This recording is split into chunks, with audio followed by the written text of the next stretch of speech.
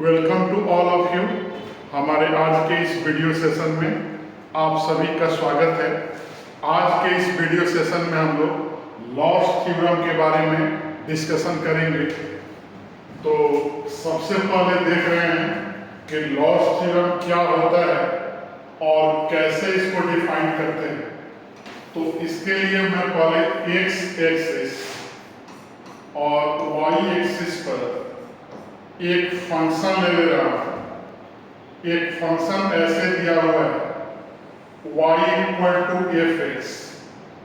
एक फंक्शन है जिसका यहाँ मैंने ग्राफ दे दिया और इसका इनिशियल पॉइंट ए ले लिया और एंड पॉइंट मैंने बी ले लिया और ए के अलावा यहाँ x इक्वल टू ए है और b के अलॉन्ग यहाँ x इक्वल टू b है।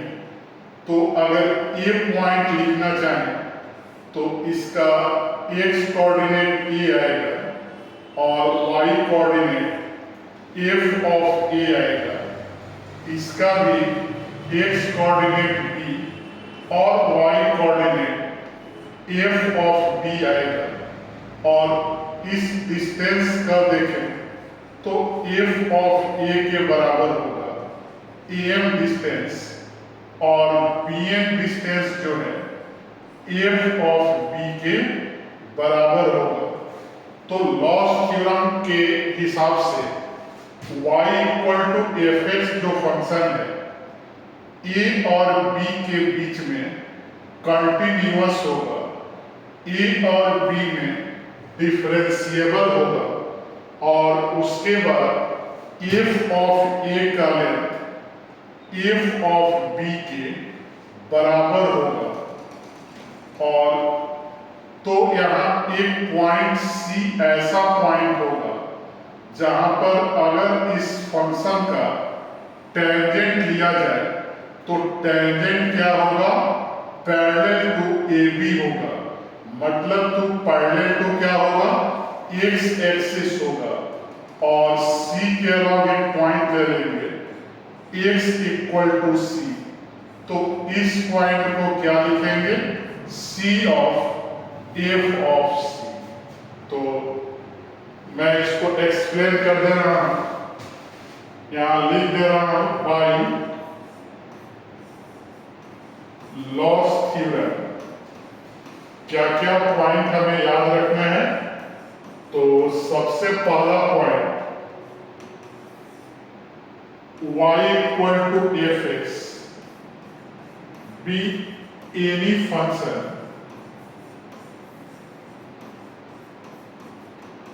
Continuous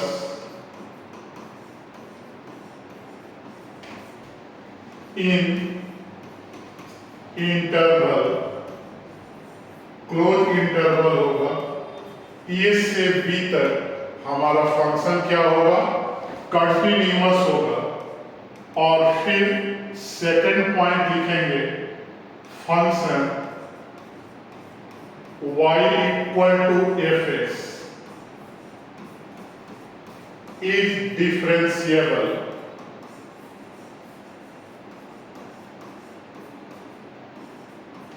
in open interval A B.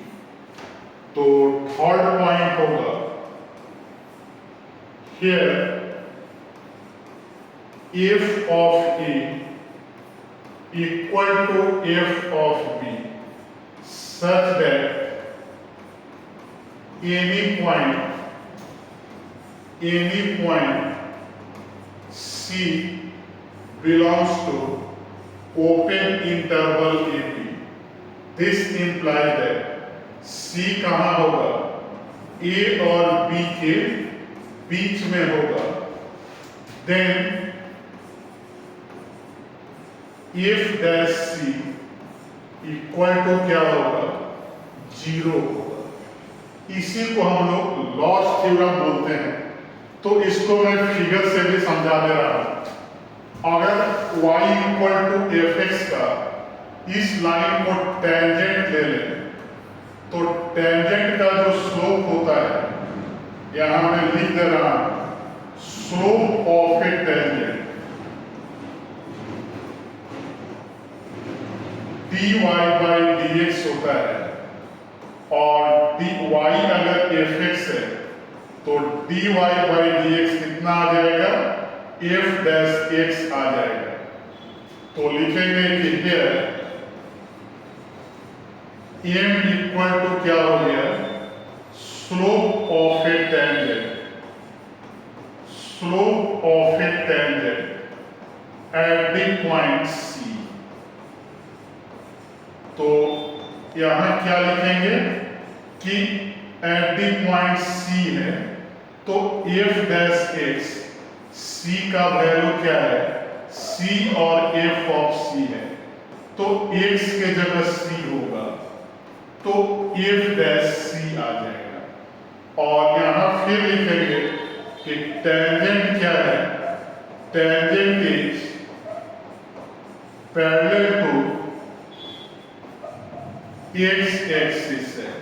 Tangent किसके पैरेलल है, x एक्सिस और AB के, मतलब कि AB के पैरेलल होगा तो f ऑफ A और f ऑफ B बराबर है तो x एक्सिस के भी पैरेलल होगा, और x एक्सिस का पैरेलल होगा तो जो स्लोप होगा किसके बराबर होगा, स्लोप ऑफ x एक्सिस। और याद रखना है कि x एक्सिस का स्लोप क्या होता है, 0 होता है, इसीलिए हमारा क्या आ गया, f dash c equal to 0। तो यहाँ हमारा ज्योमेट्रिकल रिप्रेजेंटेशन मैंने यहाँ दे दिया कि एक फंक्शन हो गया y equal to f of x, और a पॉइंट से शुरू करके b पॉइंट तक मैंने उसका ग्राफ ड्रॉ कर दिया, और a पॉइंट के रिस्पेक्ट में फुट ऑफ परपेंडिकुलर जो x एक्सिस पर है उसका वैल्यू, और b से जो फुट ऑफ परपेंडिकुलर है उसके डिस्टेंस का वैल्यू, दोनों आपस में क्या है, बराबर है। f ऑफ a बराबर f ऑफ b। तो बाई लॉस थ्योरम कि C पॉइंट पर जो टेंजेंट होगा लाइन ज्वाइनिंग द पॉइंट के क्या होगा, पैरेलल होगा, तो x एक्सिस के भी पैरेलल होगा, तो इसका स्लोप क्या आएगा, 0 आएगा। दैट इज हमारा कंडीशन हो गया f dash c equal to 0। तो लॉस थ्योरम को याद रखना है। इससे रिलेटेड क्वेश्चन 12 बोर्ड एग्जाम और जेई के एग्जाम में बहुत सारे आते रहते हैं, तो हमारे वीडियो को लाइक, चैनल को सब्सक्राइब और फेसबुक आईडी को फॉलो करते रहें। Thank you.